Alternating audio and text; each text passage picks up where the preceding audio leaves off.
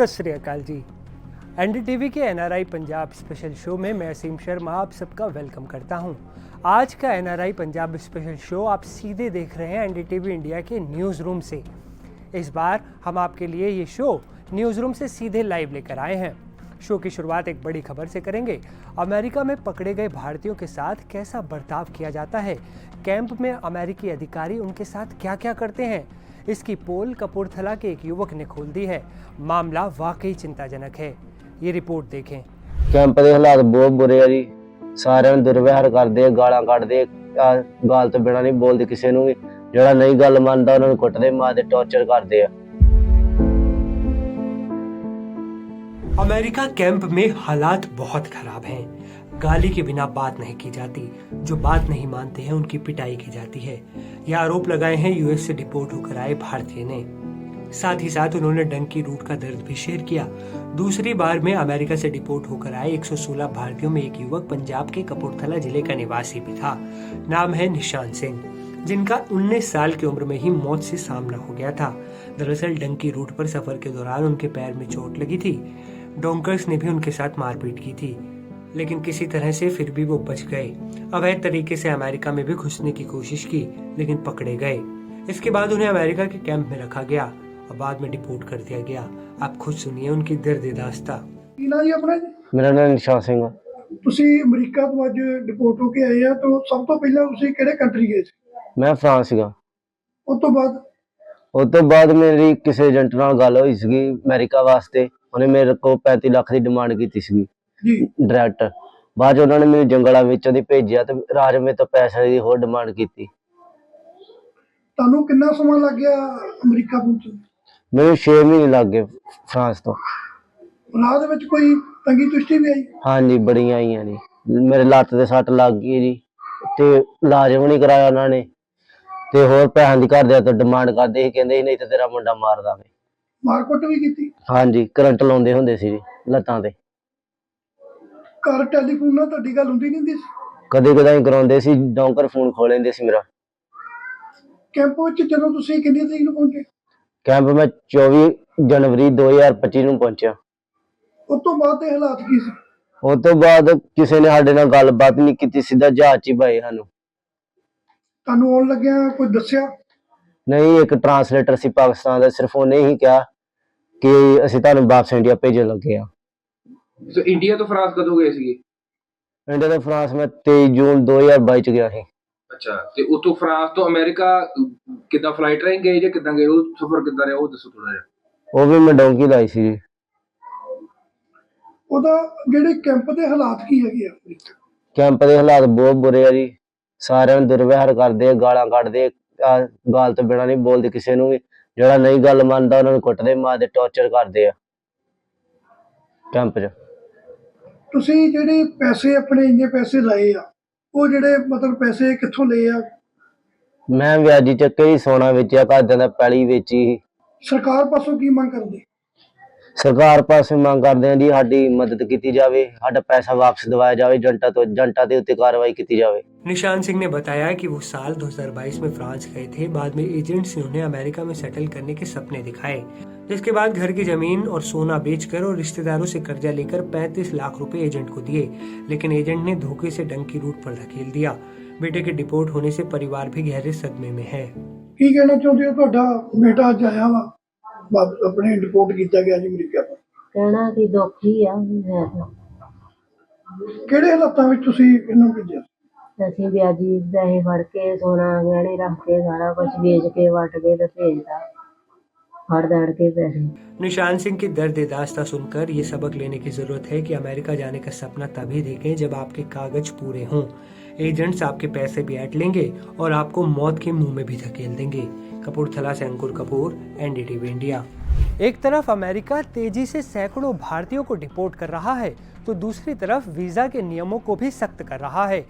H1B visa से जुड़ी अब एक बड़ी खबर आपको दिखाते हैं, जो मेरी सहयोगी चारू ने पेश की।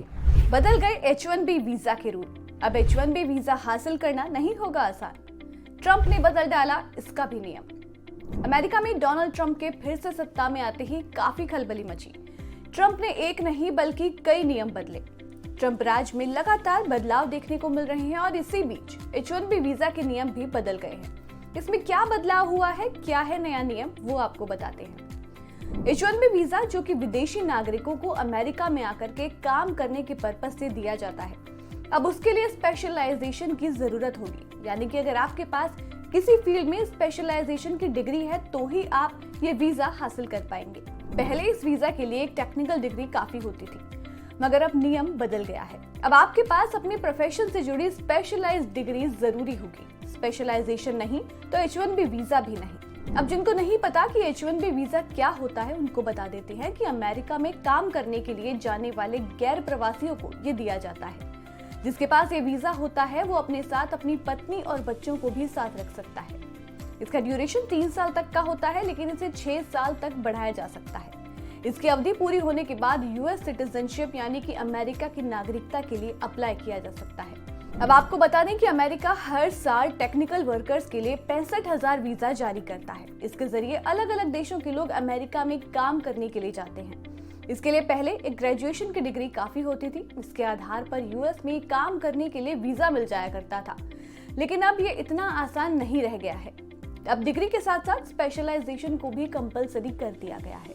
अब आपको इससे जुड़ी एक और जानकारी देते हैं। H-1B को हासिल करने में इंडिया सबसे आगे है।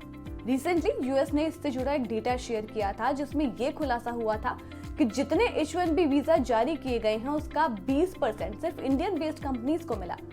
आंकड़ों की माने तो अप्रैल से लेकर के सितंबर 2024 के बीच 1.3 लाख H-1B वीजा इशू किए गए, जिसमें से 24,766 इंडियन कंपनीज को मिले। मगर अब ये इतना इजी नहीं होगा, क्योंकि सत्ता बदली है और इसके साथ साथ नियम भी बदले हैं। ऐसे में आने वाले समय में ये आंकड़े बदलते हुए नजर आ सकते हैं। अपने परिवार को गरीबी के दलदल से निकालने के लिए पंजाब के नौजवान विदेश तो चले जाते हैं, लेकिन कई बार अपनी जान भी गंवा बैठते हैं। ऐसी ही एक डरावनी खबर आई है स्पेन से, जहां 20 साल के एक पंजाबी युवक की मौत हो गई और पंजाब में रह रहे उसके परिवार को इसका पता भी नहीं चल पाया। बाद में जब पता चला तो पूरे गांव में चीख पुकार मच गई। अपने परिवार को गरीबी के दलदल से निकालने के लिए पंजाब के अपने बच्चे, अपने युवा साथी लाखों रुपए का कर्जा लेकर विदेश जा रहे हैं, लेकिन कई बार उनका विदेश जाना जानलेवा भी साबित हो जाता है। ऐसा ही कुछ हुआ अमृतसर के गांव मोरे कला के रहने वाले तरसेम सिंह के साथ। तरसेम सिंह 20 साल की छोटी सी उम्र में स्पेन गए थे, जहां उनकी रहस्यमयी परिस्थितियों में मौत का मामला सामने आया, जिसके बाद उनके परिवार में कोहराम मच गया। उनका शव 25 दिन बाद देश वापस लाया गया तो पूरे गांव में मातम पसर गया। परिवार का रो रो कर बुरा हाल है, जबकि पूरा गांव भी गमगीन है। फिलहाल तरसेम सिंह का अंतिम संस्कार कर दिया गया है और वो अपने परिवार को अकेला छोड़कर जा चुके हैं। आइए अब आपको उस पिता का दर्द सुनाते हैं जिनके ऊपर दुखों का पहाड़ टूट पड़ा, जिन्होंने बड़ी उम्मीदों के साथ 6 महीने पहले अपने बेटे को विदेश भेजा था, लेकिन उन्हें क्या पता था कि स्पेन में काल उनके बेटे का इंतजार कर रहा है। ऊपर से पराए मुल्क में किसी अपने के न होने के चलते पीड़ित परिवार को ये तक पता नहीं चल पाया कि उनके बेटे की जान कैसे चली गई। 6 महीने पहलों गया, कोई पता नहीं लगा भी की उत्थे होया ते उत्थे जाके ते 6 महीने काम कीता ना ते डेथ हो गई ਇਹਦੀ। कितनी उम्र ही बेटे दी? अजे 20 साल ही। बेटे की मौत के बाद हालात ये थे कि पीड़ित परिवार के पास उसके शव को वापस लाने के पैसे तक नहीं थे, जिसके बाद स्पेन की सरकार और दानवीरों की मदद से उनके बच्चे के शव को वापस लाया गया। ਵੀ ਜਿਹੜੇ ਸਾਡੀ NGO ਹੈਗੇ ਨੇ, ਜਿਹੜੀਆਂ ਸਾਡੀਆਂ ਸੰਸਥਾਵਾਂ ਬਣੀਆਂ ਨੇ ਪੰਜਾਬ ਦੇ ਵਿੱਚ, ਭਾਰਤ ਦੇ ਵਿੱਚ, ਅਸੀਂ ਉਹਨਾਂ ਤੋਂ ਹੱਥ ਜੋੜ ਕੇ ਨਿਮਰਤਾ ਸਹਿਤ ਬੇਨਤੀ ਕਰਦੇ ਵੀ ਇਹ ਜਿਹੜੇ ਉਹਦੇ ਤਰਸੇਮ ਸਿੰਘ ਜੀ ਦੇ ਪਿਤਾ ਵਾ, ਇਹਦੀ ਹਾਲਤ ਆਪ ਵੇਖ ਹੀ ਸਕਦੇ ਜੀ। ਇਸ ਵਕਤ ਇਹਦੇ ਮਗਰ ਕੋਈ ਕਮਾਊ ਨਹੀਂ ਹੈਗਾ। ਇੱਕ ਬੇਟੀ ਆ, ਬੇਟੀ ਵੀ ਅਨਮੈਰਿਡ ਆ। ਅਸੀਂ NGO ਨੂੰ ਬੇਨਤੀ ਕਰਦੇ ਹਾਂ ਵੀ ਜੇ ਕੋਈ ਮਾਲੀ ਸਹਾਇਤਾ ਦੇ ਸਕਦੇ ਆ ਤੇ ਦੇ ਕੇ इस परिवार की मदद की जाए। पीड़ित परिवार का अनुरोध यही है कि अगर विदेश में कोई अपना हाथ पकड़ने वाला ना हो, कोई अपना ख्याल रखने वाला ना हो, तो बिल्कुल भी विदेश ना जाएं। अमृतसर से अंकुर कपूर, NDTV इंडिया। अब रुख करते हैं पंजाब से आ रही एक और बड़ी खबर का। पंजाब सरकार करप्शन के खिलाफ लगातार कार्रवाई कर रही है। इसी कड़ी में पंजाब सरकार विजिलेंस चीफ को भी हटा चुकी है। साथ ही साथ श्री मुक्तसर साहिब के डीसी राजेश त्रिपाठी को भी भ्रष्टाचार के आरोप में सस्पेंड कर दिया गया है। उनके सस्पेंशन ऑर्डर पंजाब सरकार ने जारी कर दिए हैं। लगातार मिल रही भ्रष्टाचार की शिकायतों पर कार्रवाई करते हुए ये एक्शन लिया गया है। पंजाब सरकार की ओर से श्री मुक्तसर साहिब के डिप्टी कमिश्नर राजेश त्रिपाठी को भ्रष्टाचार के आरोप लगने के बाद सस्पेंड कर दिया गया है। ये एक बहुत बड़ी कार्रवाई है। आज के NDTV NRI Punjab special show में फिलहाल इतना ही। पंजाब की हर बड़ी और अहम खबर एनआरआई दर्शकों तक पहुंचाने के लिए हमने ये स्पेशल शो शुरू किया है। YouTube पर रोजाना ये शो रात 1 बजे लाइव होता है। आप हमें कमेंट कर हमारे साथ जुड़ सकते हैं और अपनी आवाज़ सरकार तक पहुंचा सकते हैं। अपना ख्याल रखें। कल फिर होगी इसी टाइम आपसे मुलाकात। सत श्री अकाल।